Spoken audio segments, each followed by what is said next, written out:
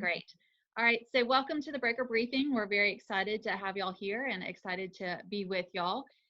Obviously, we've been working on um, talking about how to improve our mindset, also make sure that we know how to promote ourselves and our listings correctly, and finally, know exactly what we need to be doing in order to move our business forward.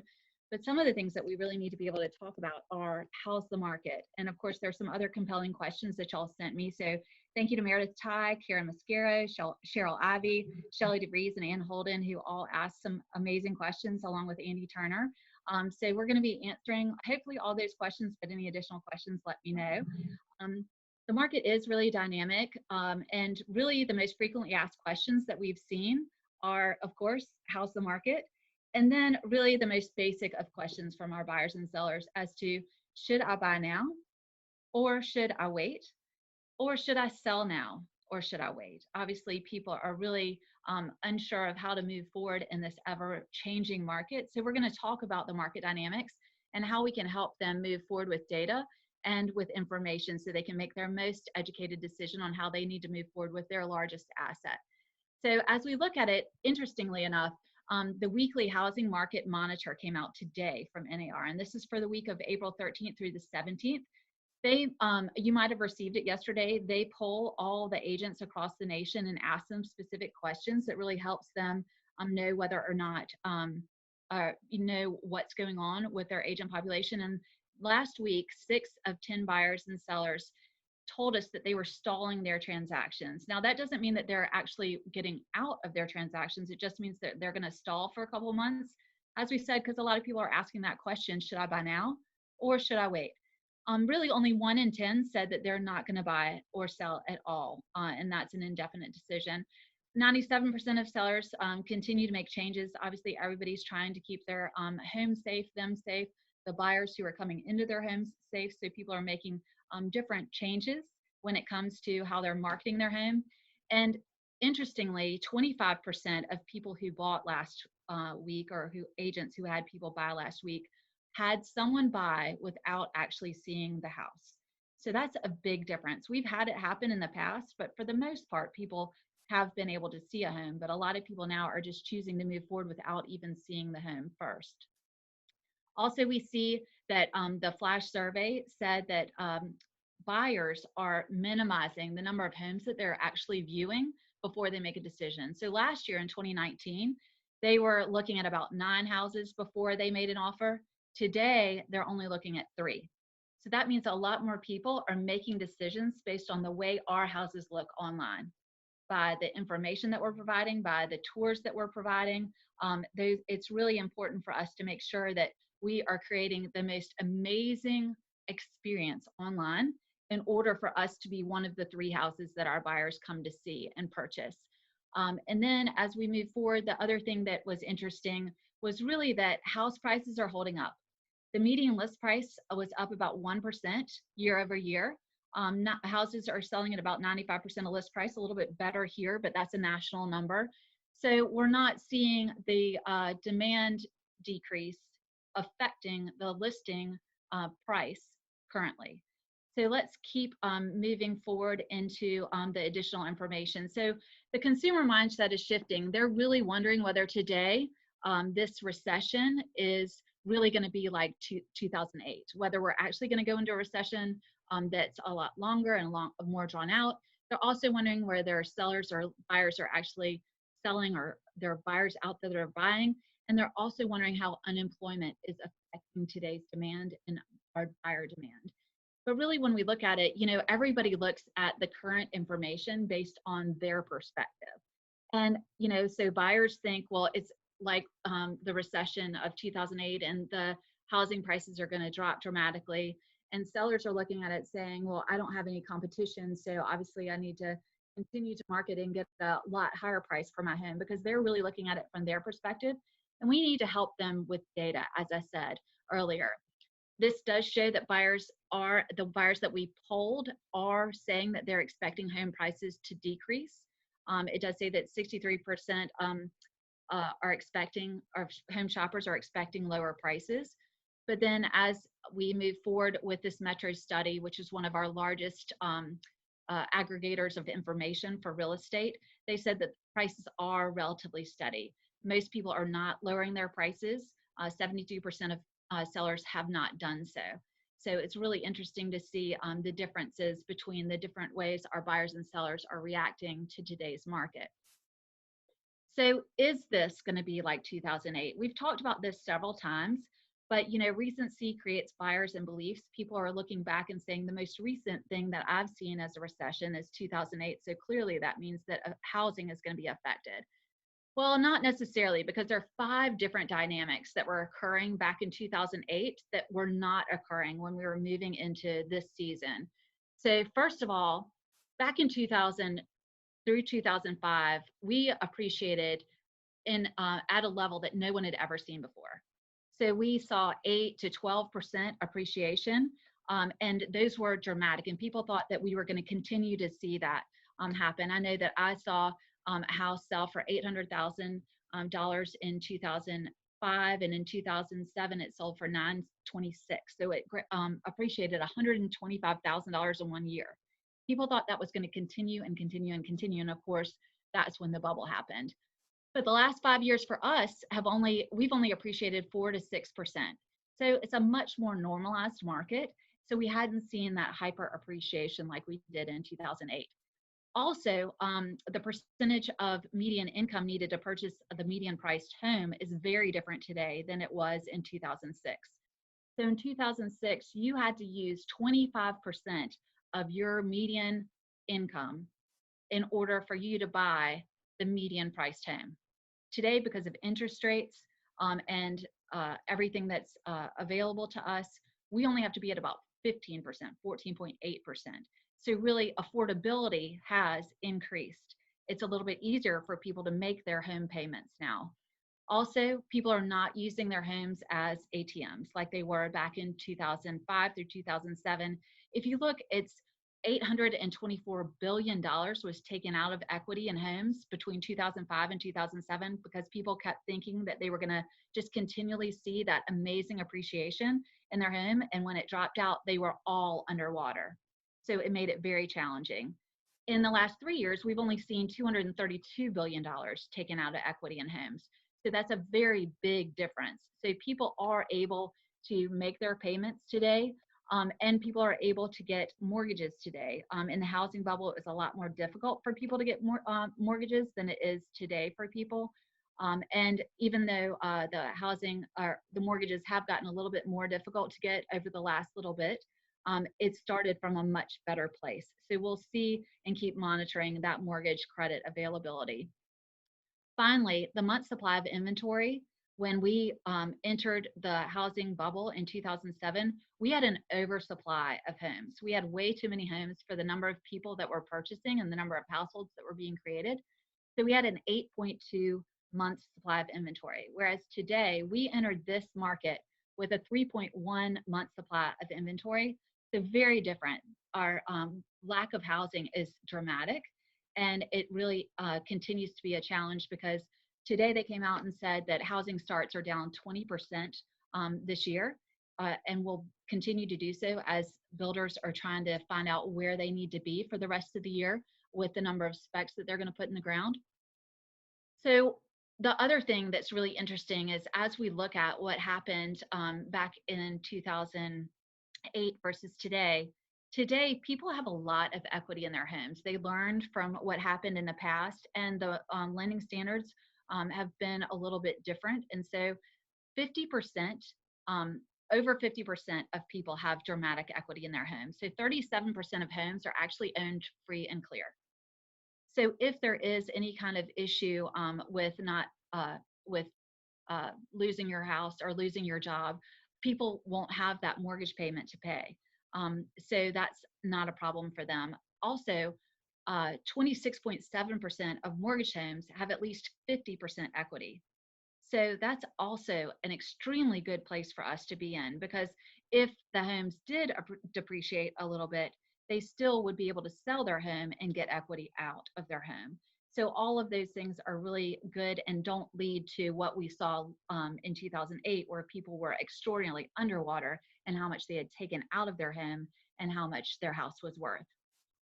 So those are just some differences between 2008 and today. So when your clients are saying, well, I feel like it's going to be like the Great Recession, well, not necessarily because of all those factors. We came into this market in so much better a place. And also, we're not the epicenter of what's happening today. So unemployment is affecting the market.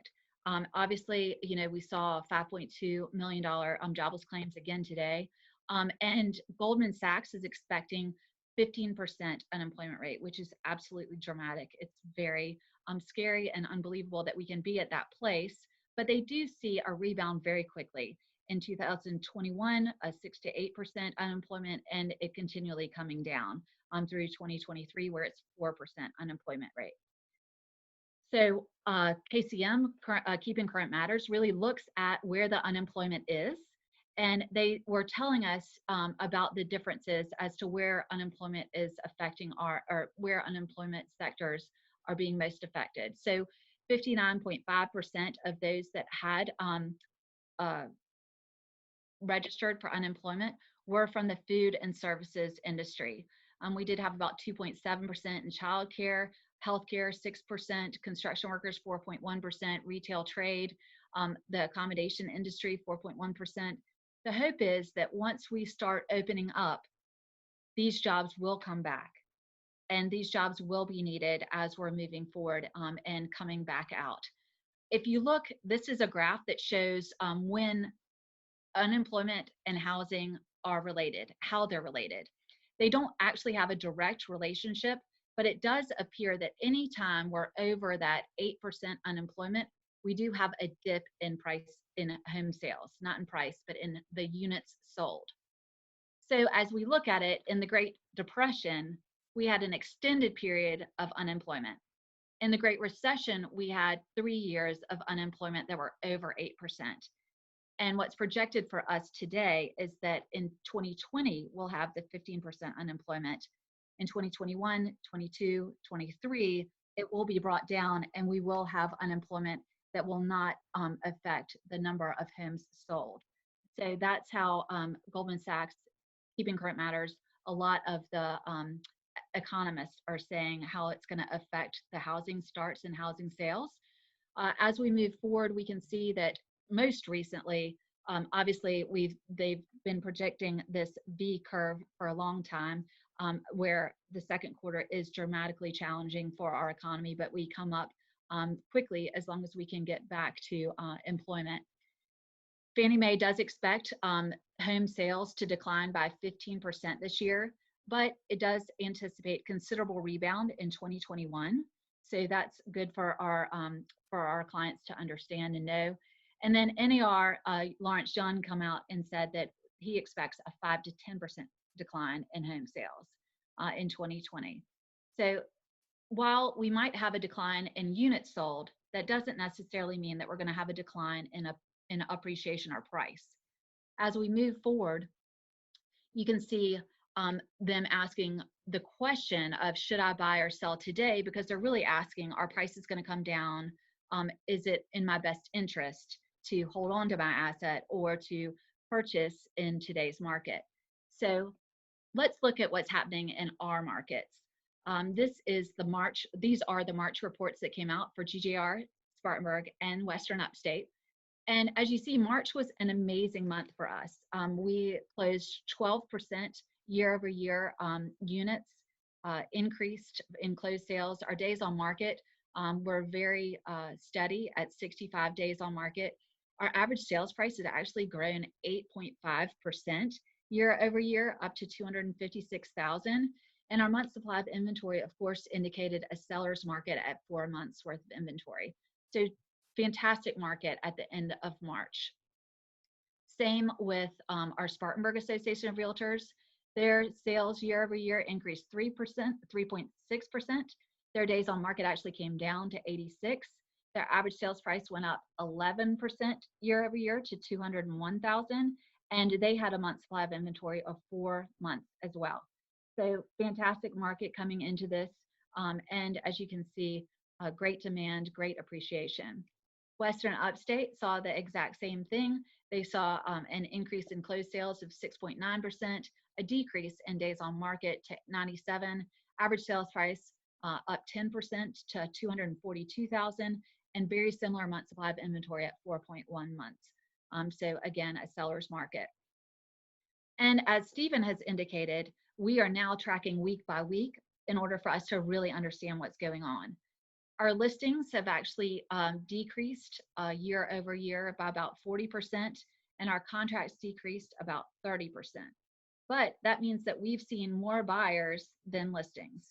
So the supply and demand equilibrium is staying very, very similar because the listings that are coming on have reduced, and the contracts that have come that we're putting under contract have also reduced, but haven't reduced as much as the number of listings.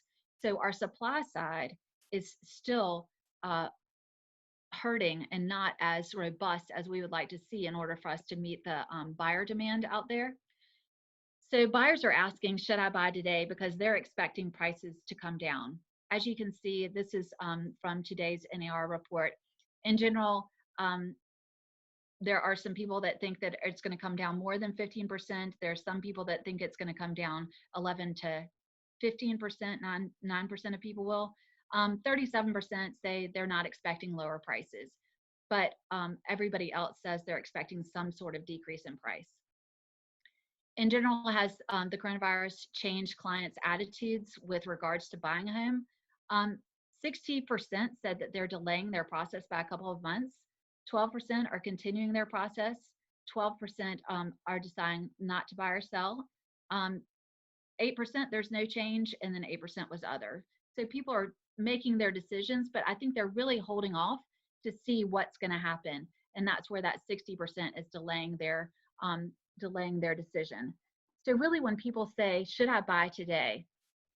It's really a matter of it depends. I know that nobody likes that answer, but they should really look at their current situation and understand, are they renting today? Are they moving up? Are they moving down?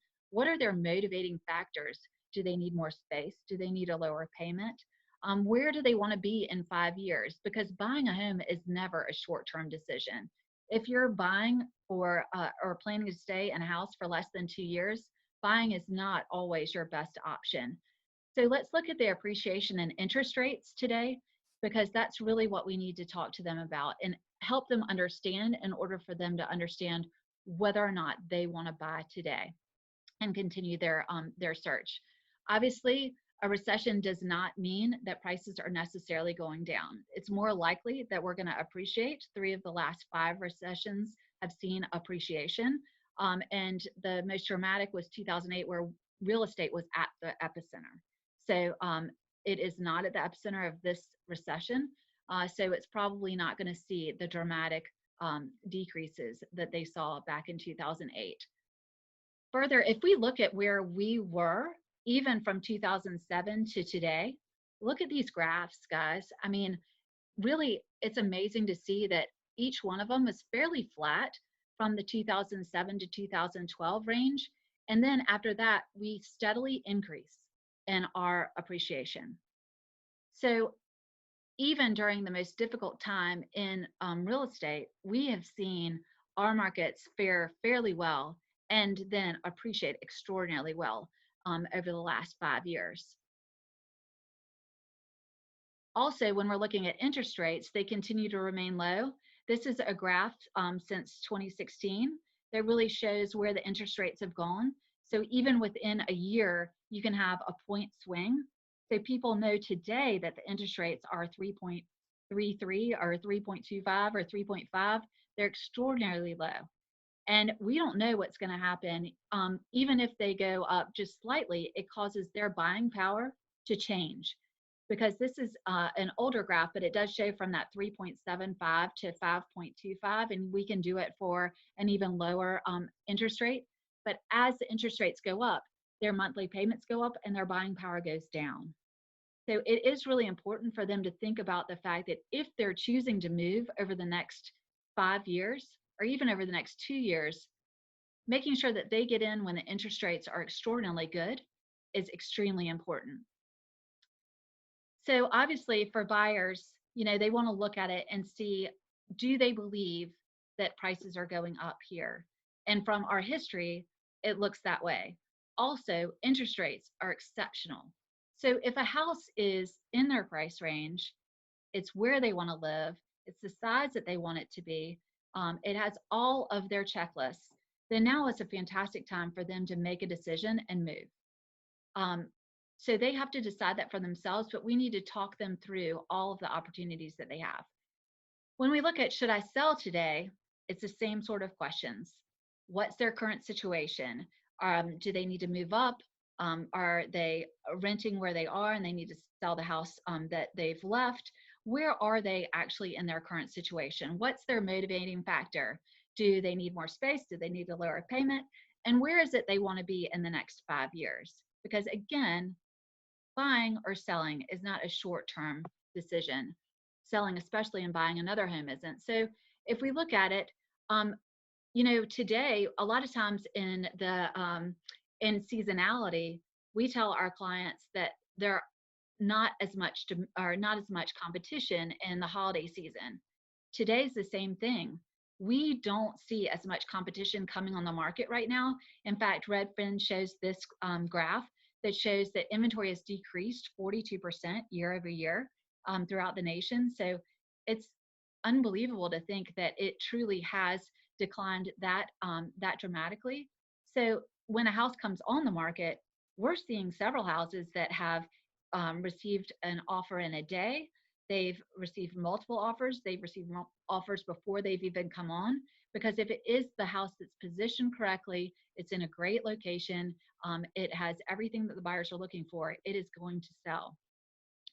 This also shows the showings as they're trending. This is that showing time grid that shows what's happening in real estate in South Carolina in showings.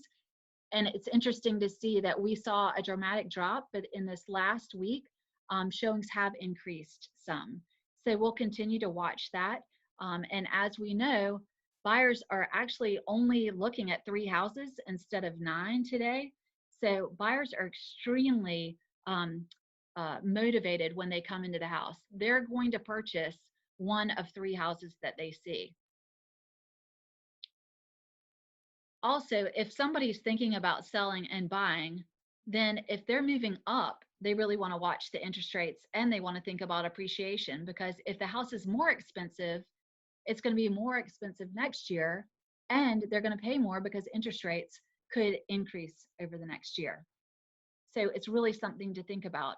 Putting their house on the market today, they might be able to find a house with a great interest rate and the correct price for them. And if they're retiring, now might be a great time to sell because they can reduce their expenses. They can get in a house at today's prices because in a year from now, the houses could appreciate. And they don't want to miss out on the house that they want for their retirement. And really, I think the last 2 months has shown us that we don't know what the future holds. If you told me this was going to happen in February or that we weren't going to have an exceptional year in February, I would have been shocked. But it really is amazing to see what a difference a month makes.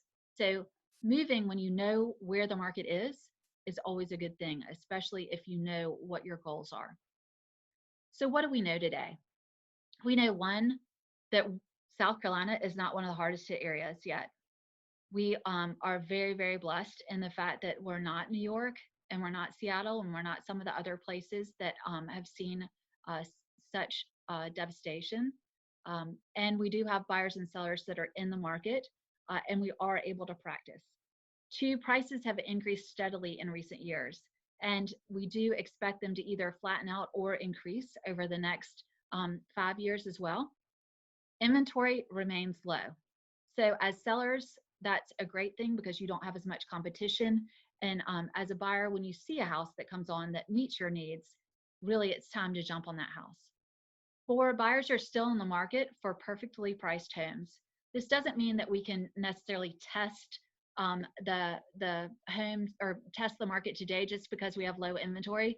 We still need to create an urgent and compelling pricing proposition for our buyers that are in the market. 5, interest rates are extremely attractive, of course. 6, sellers need to be on the market when buyers come back to the market. So we do see that little tick up in the number of buyers that are looking at homes from that showing time report. So buyers, some of them have to move by August to get their kids into a new school. Some of them have to move because of life situations. Some of them have to move because they have uh, other situations that we don't know about or that are causing them to really have to make a move today. And if our sellers aren't in the market or wait, they're going to miss those buyers that do have a need and a demand today. And finally, really, they need to look at what they're trying to achieve.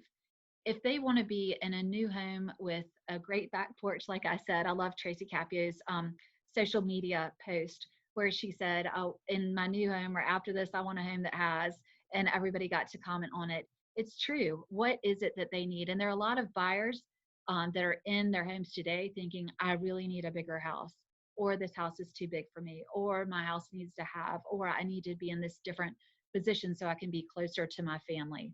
So we can't time the market, whether it's the real estate market or the stock market. What they need to do is move today and make the best decisions that they can for their family and themselves today. So as we look at it, we've talked about this in the past, but these are the little quotes and sayings from best practices from Tom Ferry. So we know the market is really day by day, minute by minute. I have some clients that want to pause for now, and I totally understand their position. I'm keeping them up to date on all of the changes in the market and helping them through this time. I have other clients who either need or want to move right now. So I'm helping my buyers using safe showing protocols and getting extra online attention for my listings through virtual and video tours and through social media advertising campaigns. Yesterday, 37 homes sold in Greenville, 25 homes sold in Spartanburg, and 17 homes sold in Western Upstate. So the market is still moving. We shall see how this continues to work. But more importantly, asking our clients, how are you and how's your family? So that we can really talk through what they're experiencing today and how we can help them. Next, the old market versus new market script. In the old market, we could put a ton of cushioning in pricing. There was nothing for sale and demand was so strong, people could still make offers and we could get the deal done. Inventory is still low, but we must create the demand. I'm going to do so through my exceptional online presence. I'm going to include videos, virtual tours, and an intense social media advertising campaign. But now is not the time to test the market. In this new market, we've got to be pinpoint accurate to create urgency. If you wanted to sell in today's market, it needs to be priced at X and help our clients really price their homes to position it correctly to get it sold. And then positioning to create urgency. You don't want to miss the buyers that we have in the market. Or do you want to miss the buyers that we have in the market? Or do you want to price it to sell in the next 30, 60, or 90 days? My recommendation is to price it slightly below other comparable properties on the market to ensure that we are the house in your neighborhood, area, school district, or other that the buyer chooses. Because truly, we're seeing that the buyers are choosing houses today, but they're choosing the brightest, shiniest apple, as they say. So let's be that bright, shiny apple. What would you like to do? And finally, list today to be the first. Do you want to miss the buyers when they re-enter the market? As in holiday season, many buyers re-enter the market before sellers put their home on the market. When do you think we'll be back to work? Ask them what their thoughts are on the economy and how we're going to move forward. Then my recommendation is to prepare today to get your home ready and put on the market in whatever the case might be, late April, mid-May, early June, to be able, when the buyers come back to the market and feel comfortable making a move, to be available when buyers come back to the market and feel comfortable making a move. As their confidence begins to come back, we will see more and more buyers in the market. What would you like to do? Really asking them what is the most effective and best way for them to move forward with their home and what they want to achieve. So want to answer any kind of questions we have, the slides will be available for you and a video will as well. And we'll put some links to additional trainings and best practices. But does anybody have any questions? Great presentation, Amanda. Don't see any questions on the chat yet. If y'all have questions, just type them into the chat box. Do any of y'all have questions or thoughts for the team? So Shay Felkner just commented that this was incredibly helpful, especially comparing 2008 to today's crisis. Allison Pitts said this was so helpful. Thank you. Renee said, can we use some of the data on social media? Yes, if you want to let me know and I can give you the sources. I always think it's good to put the sources as well and make sure that you have all the knowledge that you need in order to post it correctly. But I'm happy to share. Christy Karen said, great job. That answered many of my questions. Michelle Gray said, great presentation, very informative. I think you knocked out all the questions in advance, Amanda.